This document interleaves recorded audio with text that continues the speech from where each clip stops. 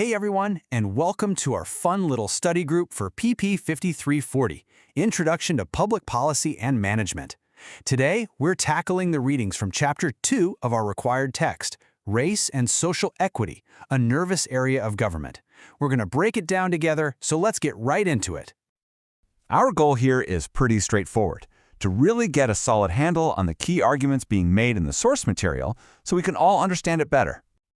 So the chapter kicks off with this really powerful quote from Barack Obama, and it absolutely sets the stage for everything that follows.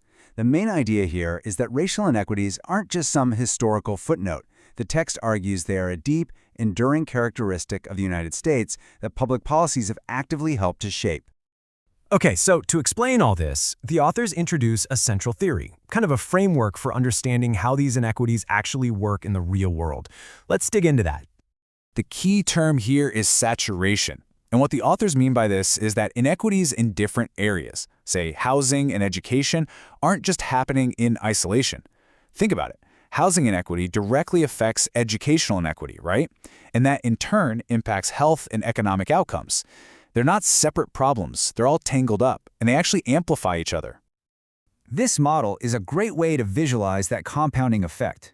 It shows how inequalities across all these different policy areas can create a cycle that just keeps going, generation after generation. For this explainer, we're going to zoom in on three really clear examples: housing, education, and the environment. You might think so, right? I mean, that seems logical, but the chapter argues there's something much deeper going on that explains why these issues are so incredibly persistent. And this brings us to another crucial concept, the conditional structure. The source makes this really sharp distinction here. You know, problems get solved, but conditions, well, they're just tolerated.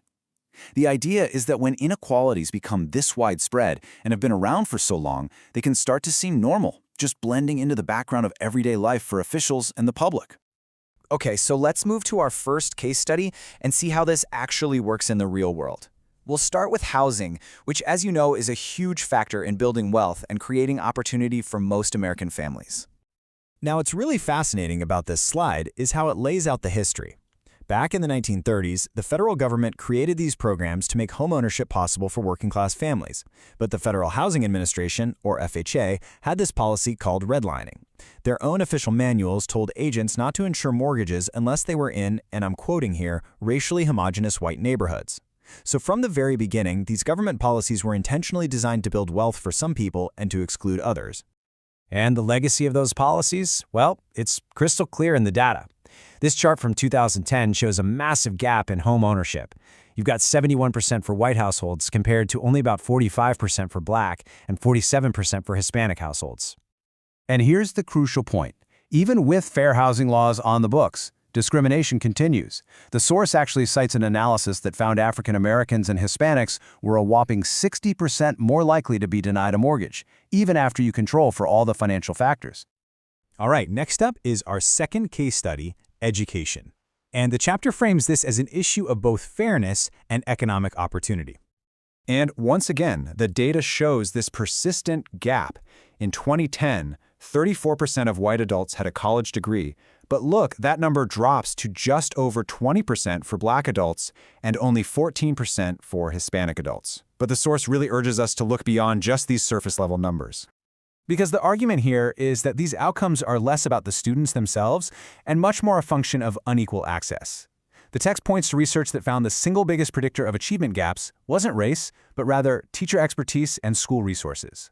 When students of color were assigned equally qualified teachers, their achievement was comparable. Now, let's look at this number, 46.6%. What do you think that represents? It's the average high school graduation rate for American Indian and Alaska Native students, the lowest of any racial or ethnic group in the country. So the chapter explains that Native students face these really unique structural barriers. You've got this history where federal policy was all about assimilation, not education, and today reservation schools are just chronically underfunded. They have to rely on unpredictable money from Congress instead of the stable local property taxes most schools get. In fact, per capita federal spending in Indian country is thousands of dollars less than it is for the U.S. as a whole. Our final case study brings us to environmental policy, which looks at how environmental risks, things like pollution and waste sites, are not distributed equally across the population at all. This leads us right to the concept of environmental racism. The definition here is pretty broad. It's basically any policy or practice that creates a different impact based on race. And this also includes, and this is really important, the exclusion of people of color from the decision-making boards that regulate the environment. And the data that the chapter presents on this is it's stark. I mean, one landmark study found that race was the single most important factor in predicting where toxic waste sites are located. Not income, not property values, race. Another one found that penalties for polluters were 500% higher in white communities than in minority communities. And look at this, 3 out of every 5 African Americans live in communities with abandoned toxic waste sites. So after going through all those case studies, the chapter brings everything back together to really land on its main thesis for us as public administrators. Remember that saturation model from the beginning? Well, now we can really see it in action. Segregated housing concentrates poverty, which leads to under-resourced schools. That limits economic opportunity. Meanwhile, environmental hazards in those same communities impact people's health. It creates this vicious, reinforcing cycle that gets passed down from one generation to the next. So the core argument, the big takeaway, is this. According to the source, these outcomes are not random. They are embedded in a historical, structural pattern where all these negative impacts just keep compounding exponentially over time. Which, of course, brings the question right back to us, doesn't it? As current and future public administrators, what are we supposed to do with this information? How can we possibly create change? And here is the final and most challenging thought the chapter leaves us with. The argument is that if we're going to have a real discussion about budgets or personnel or the fair delivery of public services, we simply cannot have that conversation without also having a direct and honest conversation about race.